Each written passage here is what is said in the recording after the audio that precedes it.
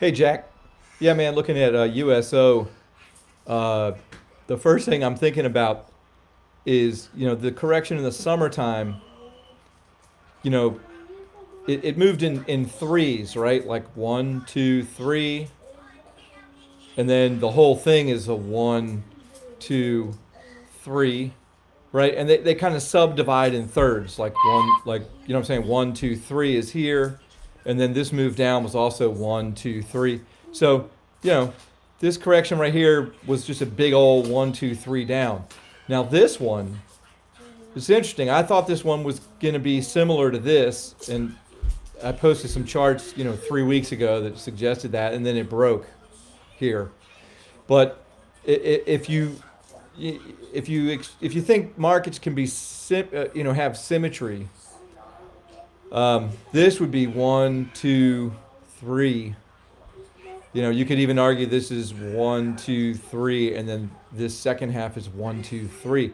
You see, it's not as clear, but some would say this whole thing is done. That there's a three-wave move there, and there's a three-wave move there. Just like there was a three-wave move to here, and then another three-wave move to here, and so we're done. So obviously, Arkady and Avi think that this was A wave, and that this is a B wave, and we're going to get actually one more low. And, if A equals C, of course you have to know where it tops. But if A equals C, which, this is just total speculation, right? But if that's the bottom there, and let's just say, now B waves often get up above 618. Somewhere up in here is where B waves get. And of course, sometimes B waves get beyond 100%. That's less likely, but it does happen.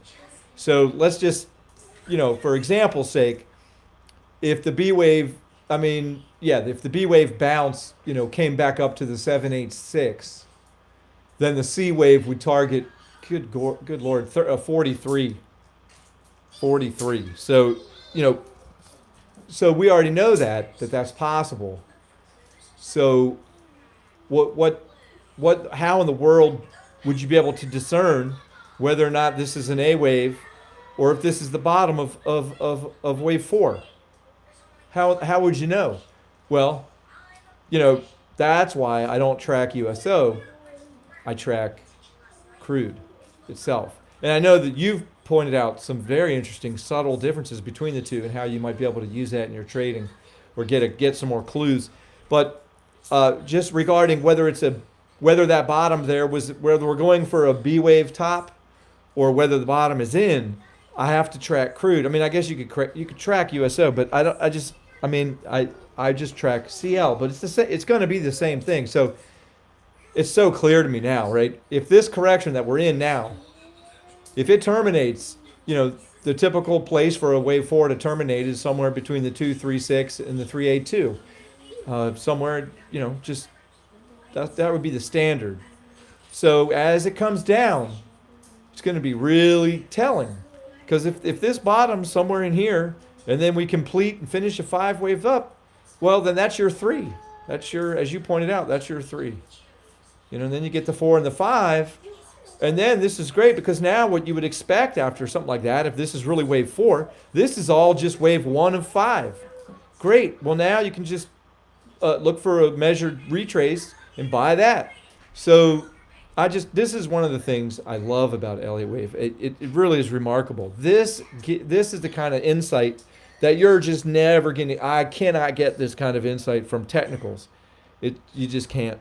So this is pretty cool. So, and watch it. It can still throw some crazy curveball, but at this moment, I really feel like this is solid stuff. And then I love it when the analysts come in after I've deliberated myself and like, well, I don't know what is this, and I have these levels on here, and then the analyst posts a chart that clears it up, and I was barking up the right tree, and so were you with this being wave three. So we'll just have to wait and see. But if we do come down beyond the 236, the 236 and the 382, because B waves is typically this is where B waves like to terminate, and it can even go lower and still be a B wave. It can go beyond 100%.